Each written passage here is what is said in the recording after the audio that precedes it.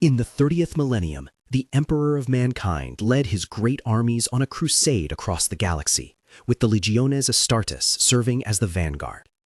In previous accounts, we have focused on the Astartes as the primary protagonists of the Horus Heresy, yet many may wonder, what kind of warriors are these Space Marines? Why does the lore often describe them as beings distinct from humanity? And how exactly do they differ from ordinary men? Today, we shift our perspective to tell the story of the Legiones Astartes and the Space Marines who fill their ranks. The name Astartes carries many purported origins. Some say it derives from Ishtar, the ancient Terran goddess of war and prestige found in Egyptian and Greek legends.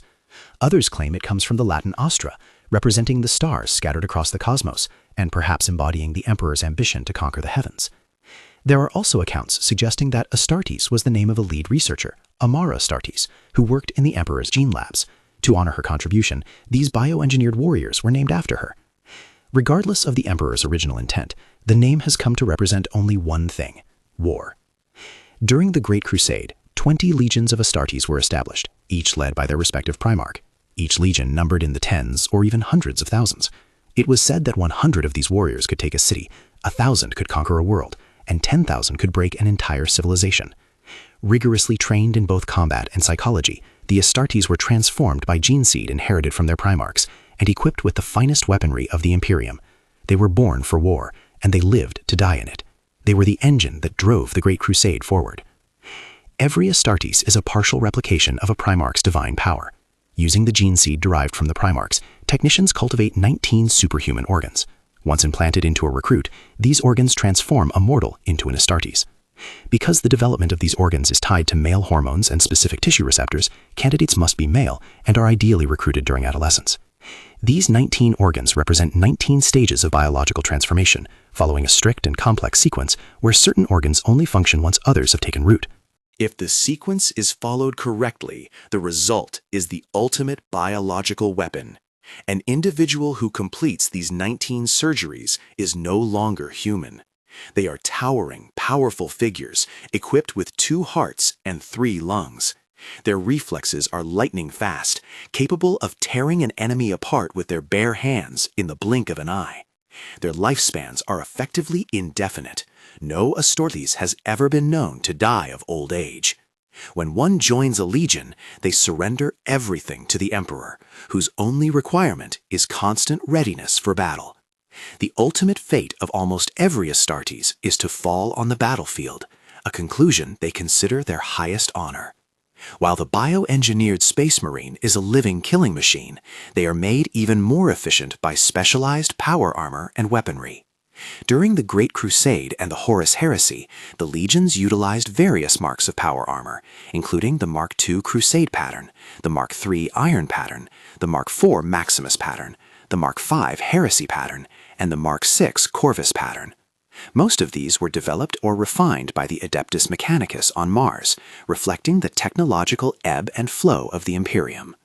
Regardless of the model, certain core features remained constant: a backpack-mounted miniature nuclear reactor for power, fiber bundle electronic muscles to enhance the wearer's strength, and a life support system providing medical care, oxygen, and nutrient paste.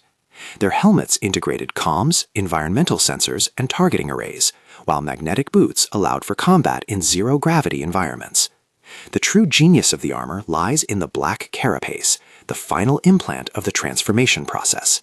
This hard, film-like material is implanted under the skin, where it grows and connects directly to the Marine's nervous system.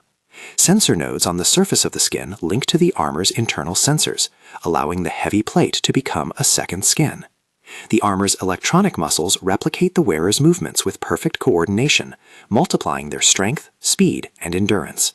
Standard power armor provides excellent protection against light weapons, but some situations, such as breaching heavily fortified positions or fighting in narrow corridors, require even greater protection.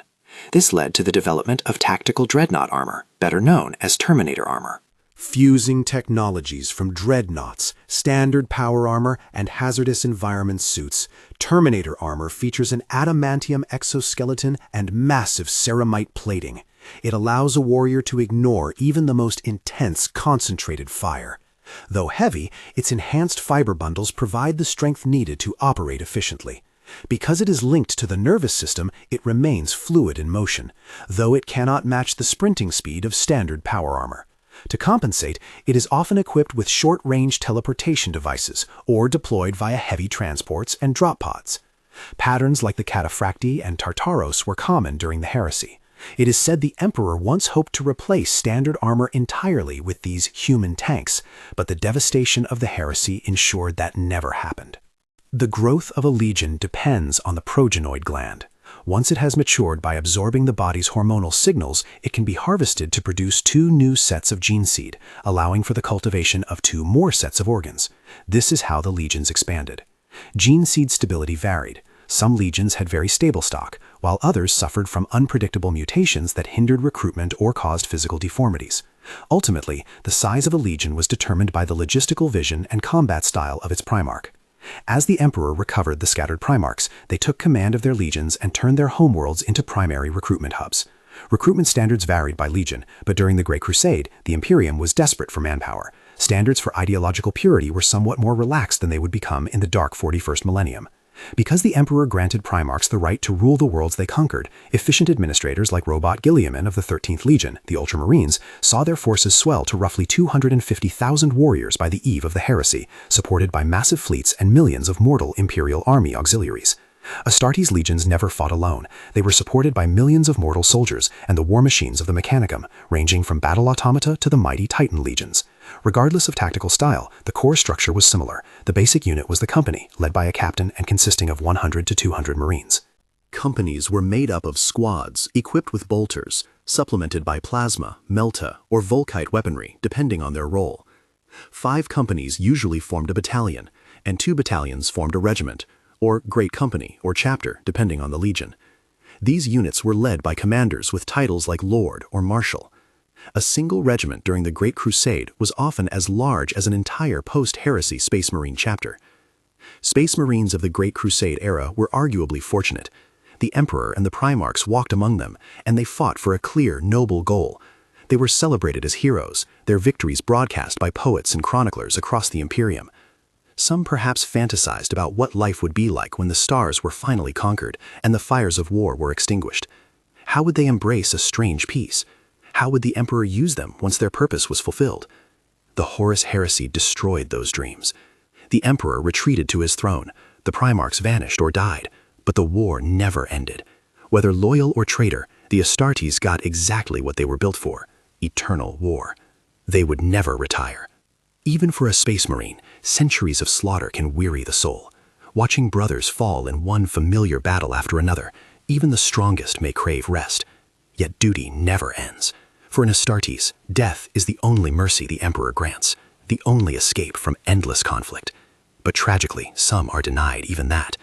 Those whose bodies are too broken to fight, but whose spirits refuse to fade, are interred in the cold, mechanical womb of a Dreadnought, forced to fulfill their oaths from within a sarcophagus of iron.